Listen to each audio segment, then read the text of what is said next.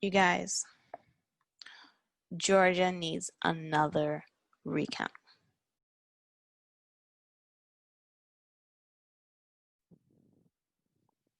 Okay, so we're talking about Georgia. Georgia is insane. And just like the handful of states that had stopped counting that telltale night of November the 3rd, Georgia was one of them. Trump was in the lead, and the count just stopped. So,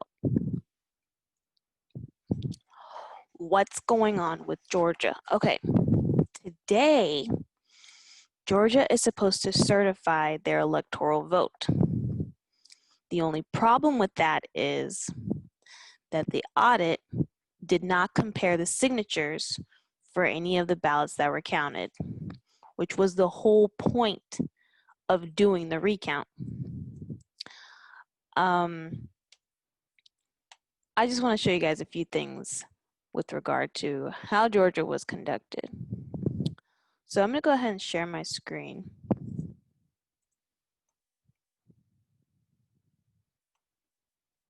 Okay.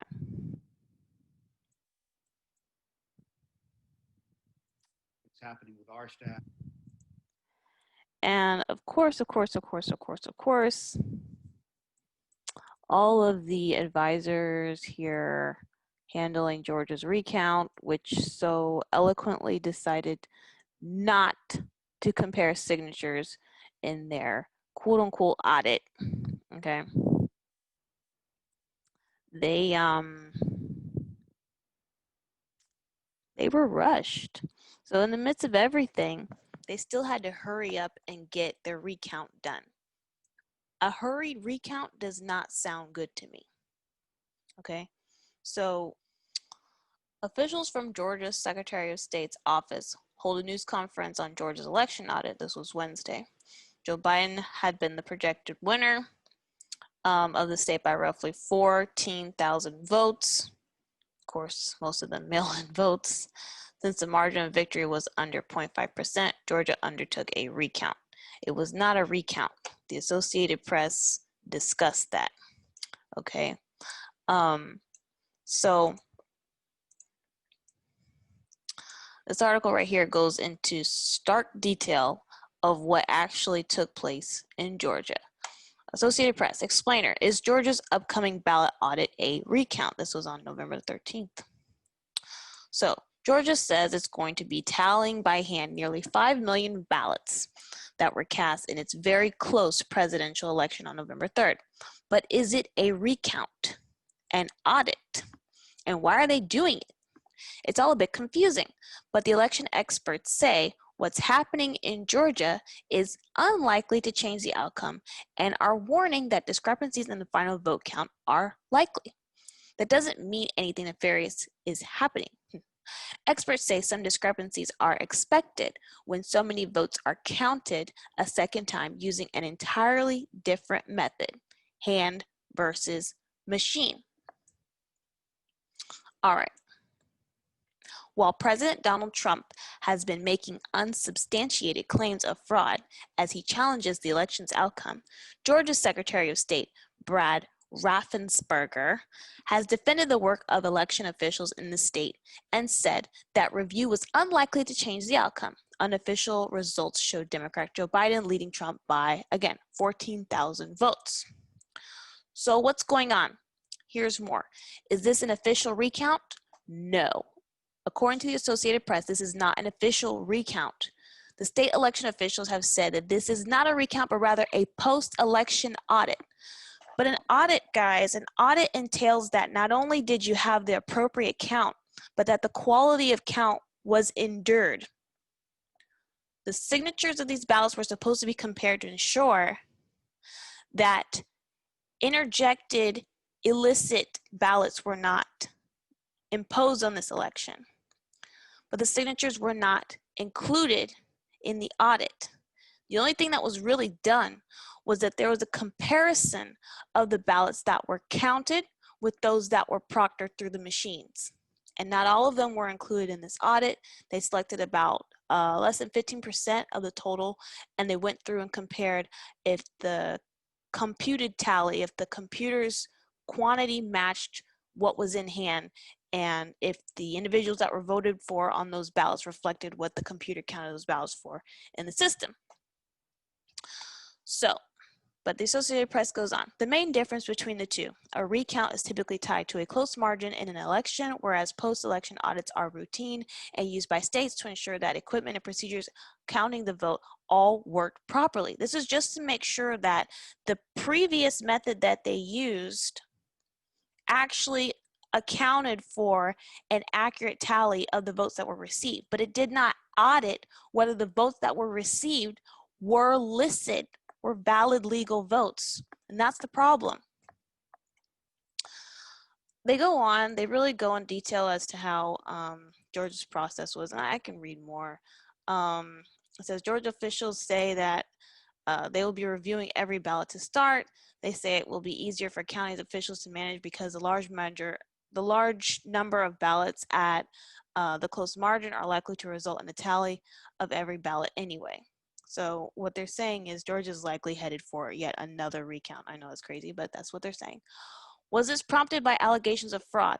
No. Raffensperger has said repeatedly that his office has no evidence of widespread fraud with November 3rd election. A top official said Thursday that the point of the audit was to show that the equipment scanned the ballots properly and the counts we got were right counts. Nevertheless, it's hard to ignore that high stakes surround the decision.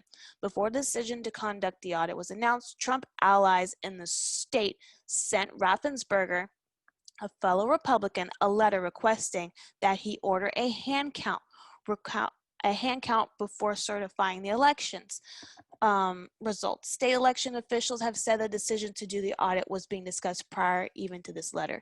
In addition, Raffensperger has faced calls to resign by Georgia's 2 U.S. senators, both Trump supporters facing close runoff elections that could determine which party controls the U.S. Senate next year. So Georgia is a hot state. Not only are they helping us determine if Trump will get closer to the electoral votes that he needs to win this election, but they also will be determining the Senate and who leads the Senate based on the validity of this crazy election count.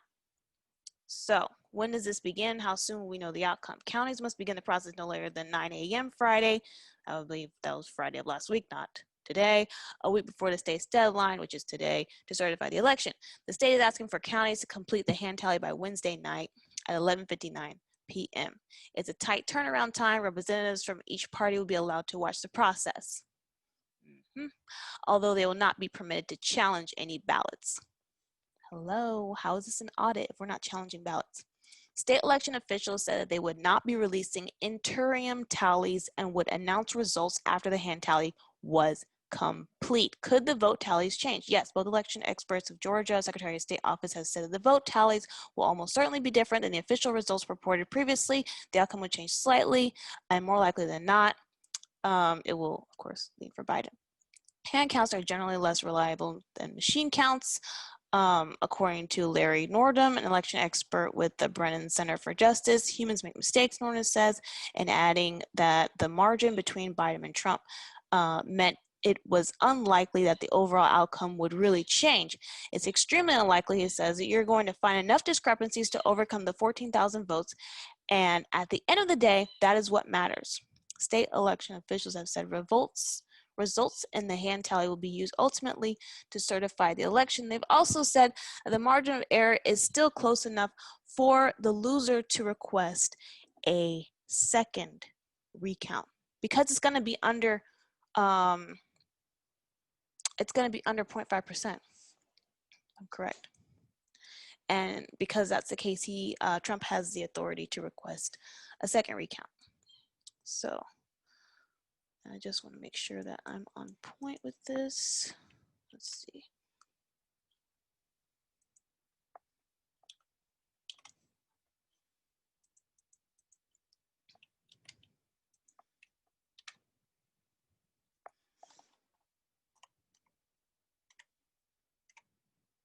Yeah, it has to be within 0.5 percentage points. And Biden currently leads the state by only 0.2 percentage points, so Trump could still request a recount later on, which is crazy. Georgia could go to a second recount. When I say Georgia's a hot mess, I meant it, okay? This was really crazy. So Los Angeles, of all places, is admitting that mail-in ballots are ripe for voter fraud. And it all comes down to the signature. And I mean, really, signatures are so easy to falsify, okay? I'm sure most of us have been there in like junior high and we were signing our parents' documents for our parents because our parents really didn't need to see certain documents. So they go through the whole spiel of how signatures can be forged and they shouldn't be the underlying precursor to how we verify American votes, okay? I'm not going to go through all this, but you guys see the article here. Ripe for error, ballot signature verification is flawed and a big factor in the election. And this was written before the actual turnout of the election was written in October on the 28th. But they go into an analysis of what is sought after when comparing signatures. What's really interesting about this article is that they're talking about trained people that are there to compare signatures with their eyes. They're not even talking about machines that have been programmed to compare signatures, which we talked about in the last video about Nevada, how these machines were actually reduced in their degree of accuracy so that they could process signatures quicker, so that the tally of the votes in Nevada could be hastened and they could get through the votes quicker. Okay, the accuracy was reduced to below 50% for these machines to compare if the signatures were actually correct. All right, and obviously a person comparing signatures will probably be a lot more accurate than a machine, I would imagine. So I don't know the kind of background of the programming that went in the machines, but quite frankly, whatever background it was, they reduced it by 50% or less in Nevada. So I don't find it to be that much more trustworthy than human beings going over the tally. And in this case, it might be even better to have human beings going over the tally. And this article is saying how even that is highly irreputable. It's just not trustworthy. We're not perfect, and we don't know how people sign their ballots. So it's just a bad way to solidify a person's vote. So that being said, what is supposed to happen is when a vote is challenged, it should be permitted to be thrown out.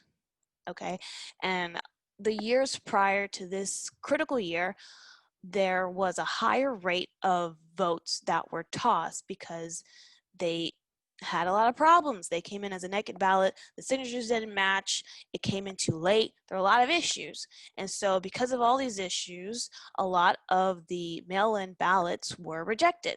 Okay, so this article from Newsweek talks about this. It says nearly a quarter of votes cast in 2016 election were carried through the mail, according to the U.S. Election Assistance Commission, and roughly 1%, or 319,000 of the absentee ballots were rejected. Half of them were rejected due to mistakes with voter signatures, and about a quarter were denied because the ballot arrived after the deadline. Okay, so this is 4 years ago. The percentage of the votes cast out was roughly 1%, which is not a lot. Okay, I mean, obviously the total is a lot, 300 something votes, that's plenty. But comparison to millions of votes, you know, that's not that much. Now, this was written in July. So fast forward to now, okay? Look at this. Pennsylvania, I know we're not talking about Pennsylvania right now, but Pennsylvania is a boiling pot of problems. And they happen this year to have their rejection rate of mail-in ballots, okay, to be 25 times less than what it was in 2016. Okay, so whatever was rejected in 2016 in Pennsylvania, they accepted 75% of those this time around. Why? Do you lower your standards because more people are voting by mail? If anything, you should increase your standards because more people are voting by mail, okay? I also want to talk about something else. So Biden, if this election in Georgia is something that we should be comfortable accepting the outcome for, I would ask everybody to pay attention to the fact that Joe Biden would have been the first Democrat in 28 years to win the state of Georgia, okay? So you're telling me that the foundation of Georgia flipped this time around in 28 years simply because the people of Georgia were asked to vote by mail. In essence, it's saying that, Democrats would have voted in every other election up till now had they have had the opportunity to vote by mail. But since they didn't really have the opportunity, or they weren't pushed into voting by mail in the 2016 election, in 2012 election, in 2008 election, then they just decided not to go vote. But this time around, we had mail-in ballots, so they all jumped in and they really, really pushed for Joe Biden. Okay, let's just run with that. Let's just say that, okay, this election was just so crazy and all the campaigning was so different, strategy was just so unique that Biden gained so many Republican votes in Georgia, okay? And then Trump held so many Republican votes in Georgia, and that's why the outcome was so razor thin, right? It came right down to the wire. For a state that is stark red for decades to turn, that means there was a change of mind in the demographics there. Maybe it was a larger young population that came out and vote, and most of them were leaning towards Biden. I would argue that the same dynamic would happen in a persistently blue state. So you would see a state like New York or California coming razor thin for Trump, because if there are anomalies happening, they're happening everywhere. So if the strategy of the campaign was what changed people's minds, it would be weird to say that, well, it only really shaped minds to switch and reconsider their stance in Georgia. So only Georgians are rethinking their commitment to a particular party. But the blue states, no, they're all strongly and vehemently, just gonna stick with their party. All right, we don't see any razor thin margins in blue states, but we see one here for this contested red state, of which Democrats have not won in 28 years. And we say it's because this time the Democrats got a chance to sit at home and vote by mail. I think that's a very difficult argument to make, especially considering all the other contested states likewise had the same story as poor Georgia, in that Trump was winning on election night, and then the next day, things started to change, okay? Thought this was interesting.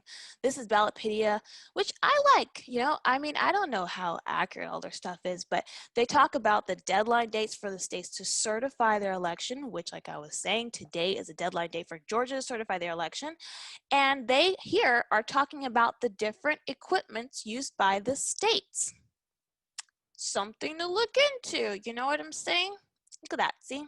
Some of them are hand count and optical scans. Some of them just optical scans. So each state has their own little method of how to calculate the vote. And I think that's significant, So moving right along, like I was telling you guys, the error of the margin of error in terms of the mail-in ballots and the scrutiny that was used 4 years ago that's not being used now didn't just apply to Pennsylvania, and that we were just so much more welcoming of mail-in ballots this year. Okay, Georgia experienced the same thing too, and they're chucking it up to ballot curing. Ballot curing means that you reach out to the person whose vote was in discrepancy and you ask them to clarify, to correct, to re-vote based on the discrepancy that happened to make their vote valid. I guarantee you, of the contested votes that are being put on the table here in Georgia, all of these people were not contacted.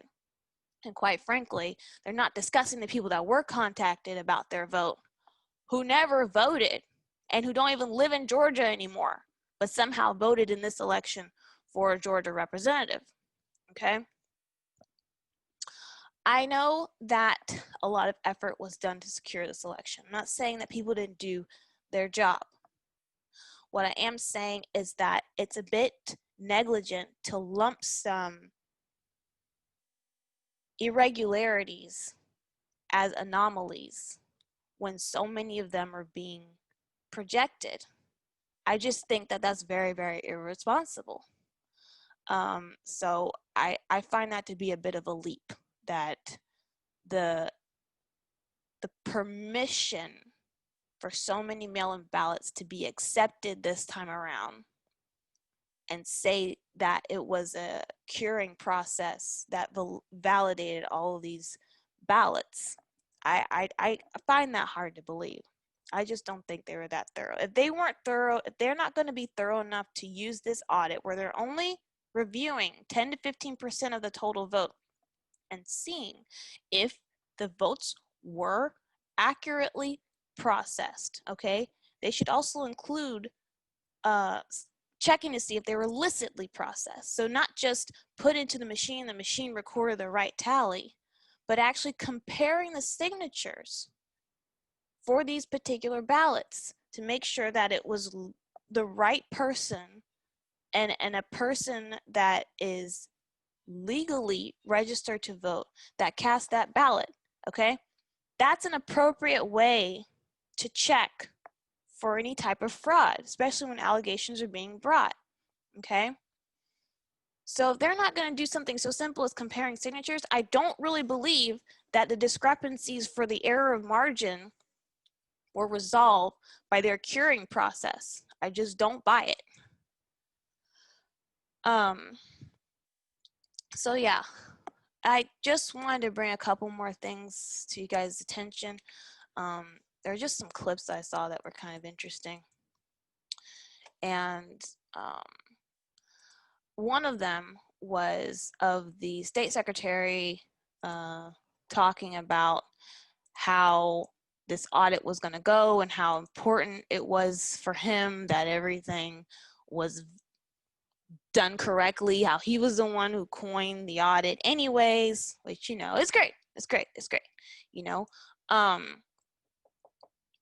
But still, if the process doesn't allow a thorough audit of the validity of the votes that are cast in and of themselves, not that the tallies, not that people in Georgia can count correctly, but that the vote issued was a licit legal vote, then the audit, it doesn't bear any weight. It doesn't hold any water.